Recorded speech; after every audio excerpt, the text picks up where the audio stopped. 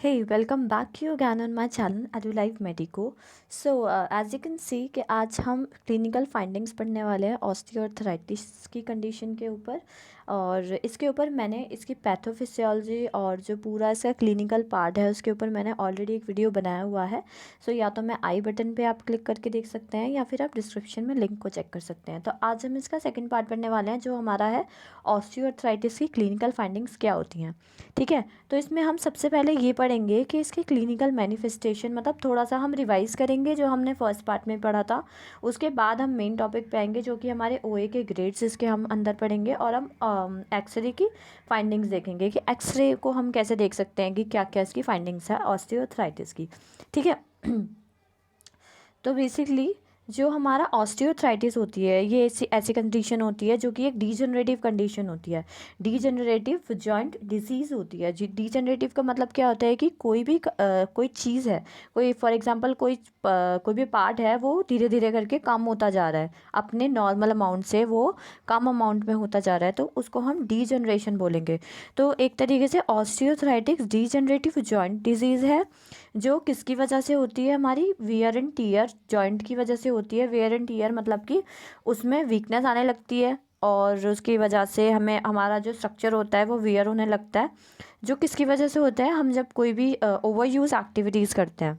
ठीक है, तो एक डीजनरेटिव जॉइंट डिजीज़ है जिसकी जो किसकी वजह से होती है, हमारा वियर और टीयर जॉइंट की वजह से होती है। हम अपने जॉइंट को ओवर यूज़ कर लेते हैं या फिर हमें कोई ऑटो इम्यून डिजीज़ हुई है, ठीक है, या मसल वीकनेस है, कोई इंजरी हुई है, हेरिडिटी यानी कि हमारे फैमिली मेम्बर में ब्लड रिलेशन में किसी को वो डिजीज़ थी और वो उसके थ्रू हमें हो गई। ठीक है, ओबेसिटी यानी कि हमारा वेट ज़्यादा है। ठीक है, तो जनरली वेट बेयरिंग जॉइंट्स में ये कंडीशन हमें ज़्यादा देखने को मिलती है।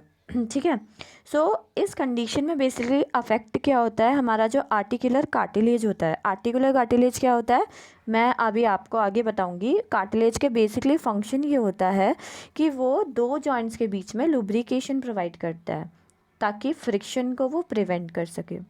अब जब कार्टिलेज ही डिसरप्ट हो जाएगा यानी वो कम होता चला जाएगा धीरे धीरे अपने अमाउंट में, तो बेसिकली क्या होगा कि फ्रिक्शन प्रोड्यूस होने लगेगा और फ्रिक्शन प्रोड्यूस होने लगेगा तो जो सराउंडेड स्ट्रक्चर्स अवेलेबल हैं या प्रेजेंट है वहाँ पे वो भी अफेक्ट होने लगेंगे, वो भी डिग्रेड होने लगेंगे और उन पे अपनी नॉर्मल स्टेज से वो अब नॉर्मल स्टेज में आ जाएंगे। ठीक है, तो वही बात मैंने लिखी हुई है कि ऑस्टियोआर्थराइटिस एक डीजेनरेटिव जॉइंट डिजीज़ है और जो किसकी वजह से होती है, वियर और टीयर की वजह से होती है जॉइंट का। जो किसकी वजह से है, ओवर यूज़ एक्टिविटीज़ की वजह से है। जैसे ओवर यूज़ वर्क जॉब्स होती हैं या उसकी वजह से जो हमें ये कंडीशन देखने को मिलती है। फीमेल्स में बहुत ज़्यादा ये कॉमन है एंड ओल्ड एज में भी काफ़ी कॉमन कंडीशन है। ठीक है, नेक्स्ट। तो अभी हम नेक्स्ट देखते हैं कि जैसे कि आपको यहाँ पे दिख रहा होगा कि ये हमारा पूरा नी जॉइंट है। यहाँ पे एक जॉइंट है, नी जॉइंट का मैंने एग्जांपल लिया है यहाँ पे फॉर एन एग्जांपल। तो होता क्या है कि ये आप देख रहे हैं यहाँ पे, ये हमारा आर्टिकुलर कार्टिलेज है और ये जो ब्लूइश स्ट्रक्चर में फिल्ड है ये होता है हमारा साइनोवियल फ्लूइड होता है। ठीक है, और ये साइनोवियल मेम्ब्रेन होती है जो साइनोवियल फ्लूइड को प्रोटेक्ट करती है हमारी। देन उसके बाद में ये हमारी टेंडन होती है, मसल की टेंडन होती है, ये हमारी बोन होती है। तो ये ऊपर वाली बोन हमारी फीमर होती है, नीचे हमारी दो बोन प्रेजेंट होती है, फीमर वो सॉरी टिबिया एंड फिबुला। ठीक है, तो क्या होता है जब हम अपने जॉइंट पे एक्स्ट्रा स्ट्रेस डालने लगते हैं, हम नहीं डालते हैं, किसी फैक्टर की वजह से हमारे जॉइंट पे स्ट्रेस आना लगता है। क्या आने लगता है, स्ट्रेस आने लगता है, जिसकी वजह से जो सराउंडेड और इंटरनल स्ट्रक्चर्स हैं उनकी वजह से भी लोड आने लगता है। तो जब लोड आने लगता है तो क्या होने लगता है कि धीरे धीरे करके ये जो कार्टिलेज होता है ये डिग्रेड होने लगता है, कम होने लगता है अपने नॉर्मल अमाउंट से। तो जब ये कार्टिलेज अफेक्ट होने लगता है तो उसकी वजह से साइनोवियल फ्लूइड जो है वो भी अफेक्ट होने लगता है और ये जो सराउंडेड स्ट्रक्चर्स होते हैं इसके आसपास के, ये भी जो है क्या होने लगते हैं, ये अफेक्ट होने लगते हैं। तो ये थी बात हमारे नी जॉइंट की, साइनोवियल जॉइंट की, और जिसकी वजह से हमारी कंडीशन हो रही है। देन अभी आगे देखते हैं कि हमारा ये नी जॉइंट का स्ट्रक्चर है। मैंने पीछे भी आपको दिखाया था, पीछे मैंने इंटरनली स्ट्रक्चर आपको दिखाया था ये बाहर से मैं दिखा रही हूँ कि हमारा नी जॉइंट होता है, ये ऊपर हमारी फीमर बोन प्रेजेंट होती है, हमारी पटेला बोन होती है, ठीक है। ये यहाँ पे साइड पे जो देख रहे हैं आप, ये हमारे लिगामेंट होते हैं, लेटरल साइड पे lateral collateral ligament and medial side पे हमारे मीडियल कोलेट्रल लिगामेंट, ठीक है। बीच में यहाँ पे आप देख रहे हैं ये मेनिस्कस होता है, ये भी एक तरीके से कह सकते हैं कि ल्यूब्रिकेशन का काम ये एक तरीके से करता है, यह स्टेबिलिटी भी प्रोवाइड कराता है हमारे जॉइंट को। यह हमारी फिबुला होती है और ये हमारी टिबिया होती है। जो अंदर का जो स्ट्रक्चर था, ये जो अंदर का स्ट्रक्चर था, ये मैंने आपको बता दिया कि हमारा आर्टिकुलर कार्टिलेज होता है, जिसको हम हाइलिन कार्टिलेज बोलते हैं नी के अंदर, वो हमारा अफेक्ट होने लगता है, ठीक है। देन उसके बाद क्या होता है कि यहाँ पे आप देख रहे हो कि यहाँ पे हमारा कार्टिलेज डिसरप्ट हो चुका है। जो हमारा यहाँ हेल्दी जॉइंट था, ये कार्टिलेज हमारा कम हो गया है, और कार्टिलेज कम होने की वजह से यहाँ से पूरा ये कार्टिलेज हमारा रहा ही नहीं है, यहाँ पे पूरा मतलब ख़त्म हो चुका है, एक तरीके से इसका ब्रेक डाउन हो चुका है, ठीक है। इसकी वजह से हमारे मेनिस्कस पे अफेक्ट आ रहा है। मेनिस्कस पे अफेक्ट आने की वजह से बोन स्पर्स फॉर्म हो रहे हैं। ये क्या होते हैं मैं भी आगे बताऊँगी, ठीक है। तो यहाँ तक एक रिविजन हो गया ऑस्टियोआर्थराइटिस का हमारा। अब आगे देखते हैं हम, जो हमारा मेन पार्ट है कि क्लिनिकल फीचर्स क्या होते हैं। तो ये एक चीज़ है कि यहाँ पे अब नॉर्मल जॉइंट है ये हमारा अर्थराइटिक जॉइंट है, ठीक है। यहाँ पे देख रहे हैं सारी चीज़ें बिल्कुल एकदम बर्बाद हो गई हैं, ख़राब हो गई हैं, यहाँ पे कुछ बचा ही नहीं है, मतलब बिल्कुल स्वेलन हो चुका है यहाँ पे पूरा पार्ट, ठीक है। और ये नी जॉइंट का स्ट्रक्चर है, यहाँ पे मैं पीछे भी दिखा चुकी हूँ कि ये हमारी फीमर थी फिबुला, और ये टिबिया थी हमारी, और ये हमारा ब्लू कलर में देख रहे हैं ये हमारा कार्टिलेज होता है, यही हमारा कम हो जाता है। जब ये कम हो जाता है तो दोनों जॉइंट के बीच में फ्रिक्शन बनने लगती है, जॉइंट का स्पेस कम हो जाता है, और पेशेंट को बहुत ज़्यादा पेन होता है, वो चल नहीं पाता, खड़ा नहीं हो पाता ज़्यादा देर के लिए, इवन वो अपना जो है जॉइंट को मोड़ नहीं पाता, खोल नहीं पाता। सो ये सारी चीज़ें देखने को मिलती हैं। अब क्या है कि हम ऑब्जर्वेशन में यही देखते हैं कि जब पेशेंट हमारे पास आता है तो वो कंप्लेन यही करता है कि मुझे पेन है काफ़ी टाइम से, स्वेलिंग होती है उसको, डिक्रीज़ रोम का मतलब ये होता है कि रेंज ऑफ मोशन उसका कम हो जाता है, ना वो घुटना मोड़ पाता है, ना वो घुटना खोल पाता है ठीक से, उसमें बहुत उसको डिफ़िकल्टी होती है, स्टिफनेस हो जाती है उसको बहुत ज़्यादा, मतलब बिल्कुल वो पार्ट स्टिफ हो जाता है जहाँ पर हमारी कंडीशन होती है, उसके सराउंडेड स्ट्रक्चर्स भी, उसको चलने में दिक्कत होती है, प्रोलॉन्ग मतलब लॉन्ग ड्यूरेशन के लिए खड़े होने में दिक्कत होती है, और इसके अलावा उसको स्टेयर क्लाइंबिंग में दिक्कत होती है, और ये सारी दिक्कत मसल वीकनेस की वजह से आ जाती हैं, क्योंकि अंदर का इंटरनल पार्ट अफेक्ट हो जाता है, जिसकी वजह से उसके सराउंडेड स्ट्रक्चर्स अफेक्ट हो जाते हैं, तो उसको मसल वीकनेस आने लगती हैं। जो मसल जो फंक्शन परफॉर्म करने वाली होती हैं वो फंक्शन परफॉर्म ही नहीं कर पाता, फ्लेक्शन नहीं कर पाता, एक्सटेंशन नहीं कर पाता, अपने घुटने को मोड़ नहीं पाता या खोल नहीं पाता, ये हम बोल सकते हैं नॉर्मल लैंग्वेज में, ठीक है। तो ये सारे एक तरीके से क्लिनिकल फीचर्स हम बोल सकते हैं, जो मेन एग्जैक्ट फीचर्स जो होते हैं, जो हमारे ग्रेडिंग के अकॉर्डिंग आते हैं, ग्रेड्स होते हैं हमारे ऑस्टियोआर्थराइटिस के, वो हम आगे पढ़ेंगे अभी। तो जो मेन चीज़ जो देखने को मिलती है वो ये देखने को मिलती है कि हमारी मतलब जो एक्सरे फाइंडिंग्स जनरली हम देखते हैं, ज़्यादातर एक्सरे फाइंडिंग्स बेसिकली आप यहाँ पे देखोगे, ये हमारा एक्सरे फाइंडिंग्स है इधर की साइड ज़्यादा, ठीक है। ये हमारा ये है कि जो हम खुद से एज्यूम कर सकते हैं या पेशेंट हमें बता रहा है, ठीक है, उसके अकॉर्डिंग हम कुछ स्पेसिफिक टेस्ट करते हैं, उससे इसको जो है पूरा स्कैन करते हैं कि हाँ ये दिक्कत इसको प्रेजेंट है।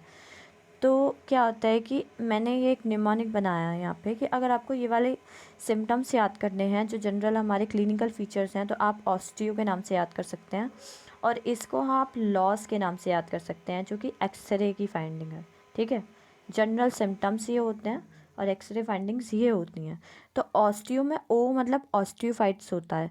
ऑस्टियोफाइट्स का मतलब क्या होता है कि हमारा जॉइंट जो होता है उसके जो एंड पार्ट होता है, यानी जॉइंट के मार्जिन के एंड पे हमारी न्यू बॉन फॉर्मेशन हो जाती है। वो क्या होती है मैं आगे दिखाऊंगी, इसका फ़ोटो भी दिखाऊंगी आपको।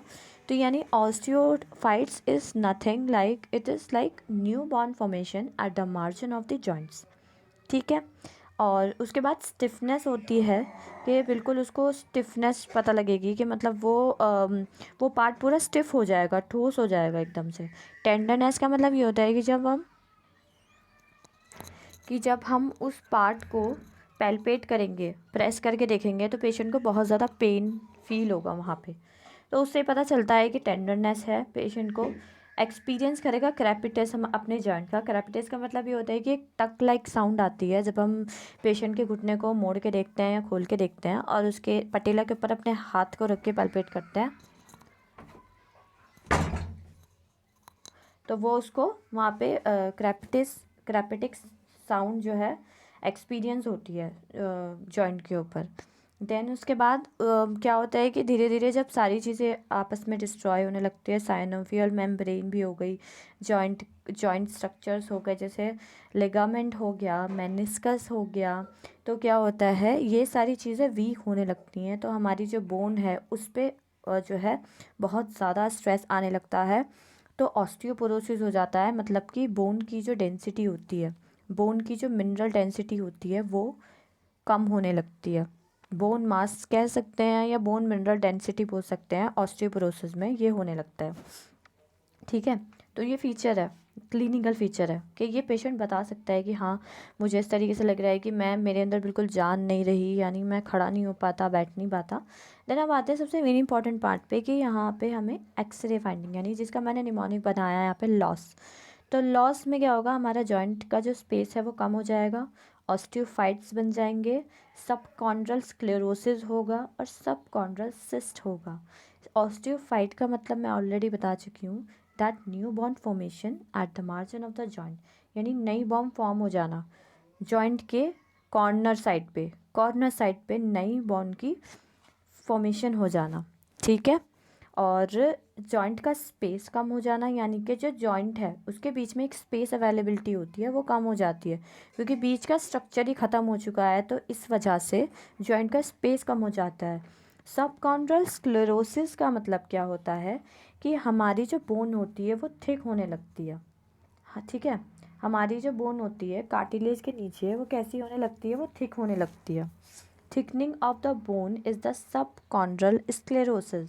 You can note it out that this point.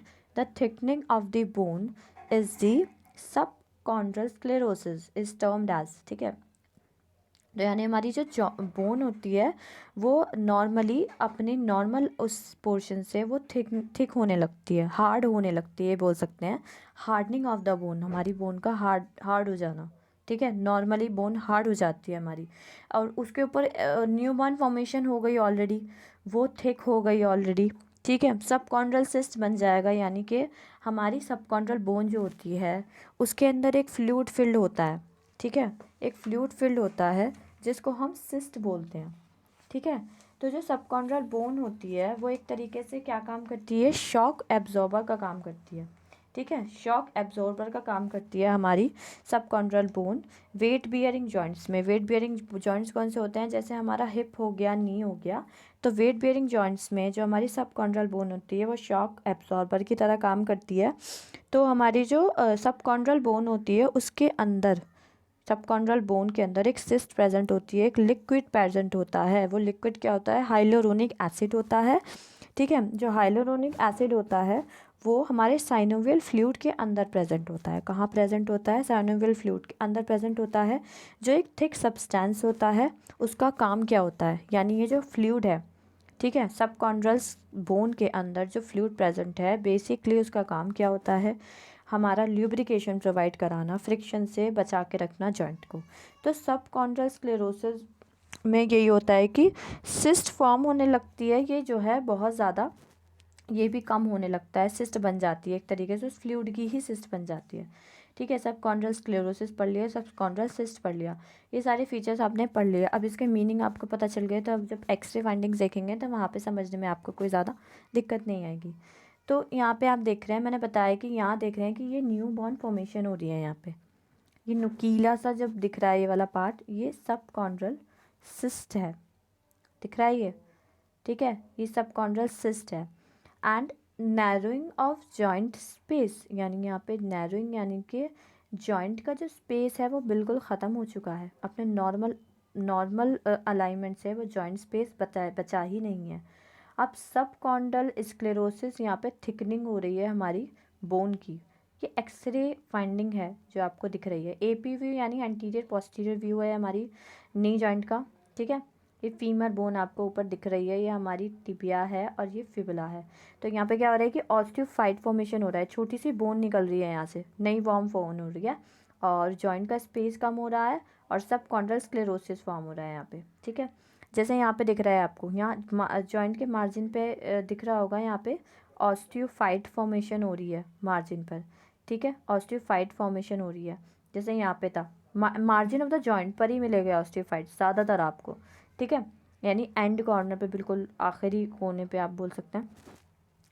और उसके अलावा यहाँ पे स्पेस कम हो रखा है, बोन थिकनिंग हो रही है यहाँ पे, ठीक है। दूसरा देखते हैं, यहाँ पे तो आप देख रहे हैं कि बिल्कुल ही जॉइंट स्पेस ख़त्म हो चुका है, बिल्कुल बोन बिल्कुल थिक हो चुकी है यहाँ पे, और सब कॉन ये ऑस्टियोफाइट्स बने हुए हैं यहाँ पे, और ये पूरा जॉइंट स्पेस ख़त्म हो गया है, ठीक है। तो ये एक्सरे फाइंडिंग्स हैं ऑस्टियोआर्थराइटिस की, जो हमारा मेन है टॉपिक, ठीक है। एंड तो अब सबसे पहले बहुत इंपॉर्टेंट पार्ट्स पे आते हैं कि हमारे ग्रेड्स होते हैं ऑस्टियोआर्थराइटिस के, जिसके बिहाफ पे आप कंडीशन को डिफ़ाइन करते हैं कि हाँ कंडीशन कितनी ज़्यादा वर्सन है या कितनी ज़्यादा वर्स्ट है। तो आप ग्रेड्स के अकॉर्डिंग मॉडिफिकेशंस कर सकते हो, या फिर आप बोल सकते हो कि हाँ ये वाला ग्रेड है तो ये दिक्कत है या ये वाली प्रॉब्लम है। तो ग्रेड 1 में क्या होता है, सबसे पहले होता क्या है ऑस्टियोआर्थराइटिस के पेशेंट को, जब ग्रेड 1 हम कैसे बोल सकते हैं कि अगर उसका जो जॉइंट का स्पेस है वो कम हो गया है, थोड़ा सा मतलब नैरो होने लगा है, या फिर ऑस्टियोफाइट लिपिंग होने लगी है उसको। ऑस्टियोफाइट लिपिंग का मतलब यही होता है कि इर्रेगुलर बोन फॉर्मेशन होना। ऑस्टियोफाइट लिपिंग का जो मतलब होता है यहाँ पे इर्रेगुलर बोन फॉर्मेशन होना, यानी कि कहीं से भी एक्स्ट्रा नई बोन फॉर्म हो जाएगी। तो ग्रेड 1 में आ जाएगा वो, कि मतलब अभी कुछ ऐसा नहीं हुआ है कि ज़्यादा अमाउंट में हुआ है। ग्रेड 2 में क्या होगा, ऑस्टियोफाइट्स बनेंगे ही बनेंगे और जॉइंट स्पेस होगा ही होगा प्रेजेंट वहाँ पे। थर्ड में आ जाएगा कि कुछ मॉडरेट अमाउंट में बहुत सारे ऑस्टियोफाइट बनने लगेंगे, जॉइंट स्पेस तो नैरो होगा ही, और डिफॉर्मिटी भी आने लगेगी, और बोन काउंटर की यानी बोन डिफॉर्मिटी होने लगेगी। ग्रेड 4 में है ये, ठीक है, ग्रेड 4 में है। एंड ग्रेड 5 में अगर हम देख, सॉरी ये ग्रेड 5 में नहीं है, ग्रेड 4 में है। ग्रेड 5 यहाँ मैंने गलती से लिख दिया है, बेसिकली 4 ग्रेड्स होते हैं। तो फोर्थ ग्रेड में क्या होगा कि लार्ज अमाउंट में ऑस्टियोफाइट्स बन जाएंगे और जॉइंट स्पेस एकदम कम हो जाएगा और स्क्लेरोसिस बनने लगेंगे, और पॉसिबली डिफॉर्मिटी अकर हो जाएगी हमारे जॉइंट के बोन के अंदर, ठीक है। डिफॉर्मिटी भी कौन सी होती है मैं भी आगे बता दूंगी। तो ये ग्रेड्स हैं हमारे ऑस्टियोआर्थराइटिस के। यहाँ पे क्या हो रहा है, थोड़ा सा ही हमारा कार्टिलेज अफेक्ट हुआ, यहाँ कार्टिलेज अफेक्ट हो गया, ठीक है। यहाँ पे मतलब पूरा कार्टिलेज अफेक्ट हो चुका है। अब कार्टिलेज अफेक्ट होने के बाद क्या हुआ कि यहाँ पे जॉइंट स्पेस ज़्यादा था, यहाँ पे बिल्कुल ही नहीं रहा, ज़रा सा भी नहीं रहा, ठीक है। और जो हमारा कार्टिलेज था वो पूरा टूट गया है, एक तरीके से ख़त्म होने लग गया है।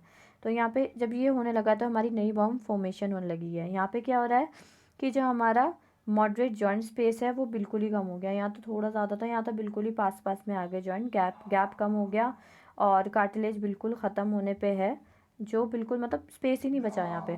देन इसके बाद क्या होगा कि जो हमारा जॉइंट स्पेस होगा वो पूरा 60% ख़त्म हो जाएगा और कार्टिलेज जो है पूरा यहाँ पे ख़त्म हो जाएगा और लार्ज अमाउंट में ऑस्टियोफाइट्स बन जाएंगे। तो हम ये कह सकते हैं कि ग्रेड 1 में हमें थोड़ा डाउट होता है कि नहीं क्रॉनिक स्टेज है, मतलब ज़्यादा दिक्कत है या नहीं। सेकंड को हम माइल्ड स्टेज बोल सकते हैं, थर्ड को मॉडरेट बोलेंगे एंड फोर्थ को सिवियर बोलेंगे। पीछे ये ग्रेड्स पढ़े थे, इसको हम क्या बोल सकते हैं, डाउटफुल, इसको माइल्ड, मॉडरेट एंड सिवियर। तो ये ग्रेड्स आपको पता होने चाहिए। मैंने टर्म्स बता दिए आपको, सबकॉन्ड्रल स्क्लेरोसिस एंड ऑस्टियोफाइटिक लिपिंग, तो वो आप नोट कर लेना अगर करना चाहो, ठीक है। देन उसके बाद यहाँ आपको दिख रहा होगा ये नॉर्मल जॉइंट है, हमारा नी जॉइंट है, नॉर्मल जॉइंट है। यहाँ आप देख रहे हो कितना पूरा ख़राब हो चुका है, मतलब बिल्कुल ही यहाँ पे बिल्कुल जॉइंट स्पेस ख़त्म हो गया है, ठीक है। यहाँ पे ऑस्टियोफाइट बने पड़े हैं पूरी तरीके से, ठीक है। ये हमारी टिबिया बोन है, इधर की साइड भी पूरा जॉइंट स्पेस ऑलरेडी ख़त्म हो चुका है, ऑस्टियोफाइट्स बन चुके हैं। एंड उसके अलावा यहाँ बीच में आप देख रहे हैं ये सब कॉन्ड्रल स्क्लेरोसिस बन रहा है हमारा, और बस इसके अलावा कुछ है नहीं इस ज़्यादा सीखने के लिए। तो ये हमारा पूरा था क्लिनिकल पार्ट किसका, ऑस्टियोआर्थराइटिस का, जो इसका पूरा, सॉरी क्लिनिकल बोल रही हूँ, वो था ये क्लिनिकल फीचर्स थे, साइंस एंड सिम्टम्स और एक्सरे फाइंडिंग्स थी हमारी ऑस्टियो अर्थराइटिस की। ठीक है। और अगर क्लिनिकल पार्ट पढ़ना है आपको, पैथोफिजियोलॉजी इसकी देखनी है, तो आप फर्स्ट पार्ट देख सकते हैं जाके, as I already mentioned in the description box. So आज के लिए बस इतना ही। I hope you like my video and if you not subscribe to my channel, so please subscribe that, and you can also follow us on social media at Live Medico. And thank you so much for today's lecture. Thank you so much for listening up me so patiently.